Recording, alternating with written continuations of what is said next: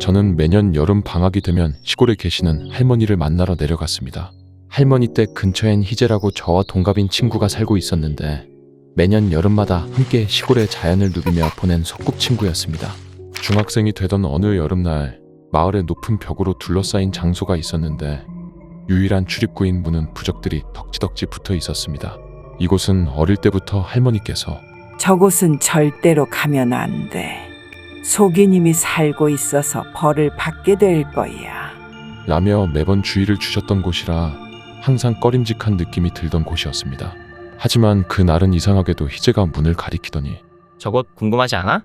우리 이 주변에서 유일하게 저기만 못 가봤어. 이젠 우린 중학생이니까 한번 가보지 않을래? 라며 말했고 저는 거긴 할머니가 절대로 가지 말라고 하셨어. 그냥 가지 말자. 라며 말렸지만 희재는 오히려 혹시 너 무섭냐? 라며 비웃었고 저는 그 소리에 오기가 생겨 아니거든? 그래, 가보자.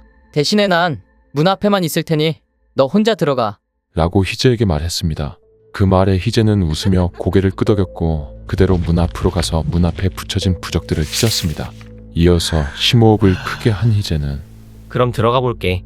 라고 말하며 문을 열고 안쪽으로 들어갔습니다. 저는 문 밖에 있어서 내부를 자세히 볼 수는 없었지만 바닥은 흰 모래가 덮여있고 정중앙에 오래된 사당이 보였습니다. 희재가 흰 모래에 발을 디디고 들어선 순간 순식간에 공기가 차갑게 바뀌었습니다. 마치 시간이 멈춘 듯한 기분이 들었고 위협적인 분위기에 압도되었습니다. 그 순간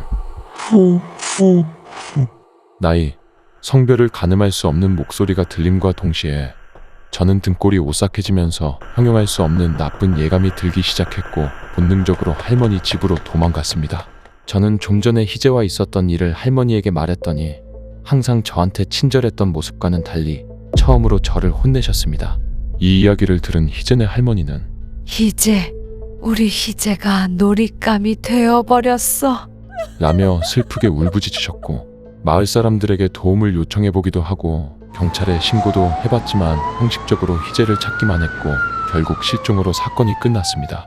그날 이후 저는 종종 기분 나쁜 꿈을 꾸게 되었습니다. 짙은 안개가 깔린 그 장소에서 뒷모습으로 있는 아이가 공을 튀기며 같이 놀지 못해서 참 아쉽다. 그때 너도 들어왔으면 같이 놀 수 있었을 텐데. 지금이라도 와서 같이 놀래? 라며 말했습니다. 하지만 저는 그 꿈을 꿀 때마다 계속해서 희재가 생각나 너무 괴로웠습니다.